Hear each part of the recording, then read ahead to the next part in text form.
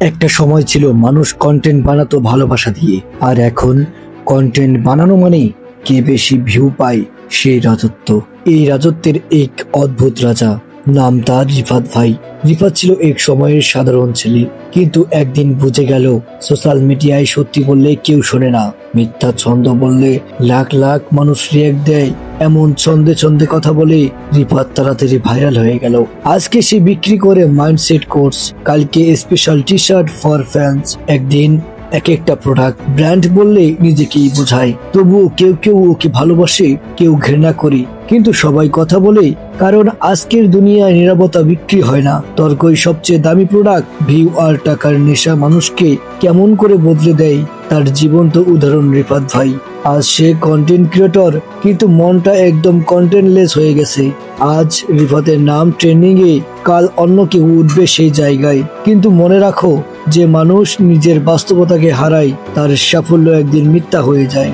শুরুর দিকে সে কিছু সামাজিক বার্তা নিয়ে ছন্দবদ্ধ ভিডিও তৈরি করত। তার বলার ভঙ্গি ছিল বেশ আক্রমণাত্মক এবং নাটকীয়, যা প্রথম দিকে কিছু মানুষের নজর কাড়ে। কিন্তু দ্রুতই সে বুঝতে পারে বিতর্কই হলো লাইমলাইট পাওয়ার সহজতম পথ। এরপর শুরু হয় তার আসল রূপের খেলা। ভিডিওতে সে নিজেকে প্রায় ইন্ডাস্ট্রির কিং, অনবদ্য সৃষ্টিশীল প্রতিভা ইত্যাদি বলে দাবি করত। তার কথায় এমন একটা ভাব থাকতো যে সে বাকি সবার থেকে অনেক উপরে।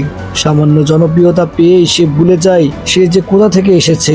এইসব ভণ্ডামি এবং লোক দেখানো দরদের অভিনয় দিয়ে অল্প সময়ে সে কয়েক লক্ষ টাকা ইনকাম করে ফেলে। তার জীবনযাত্রায় আসে রাতারাতি পরিবর্তন।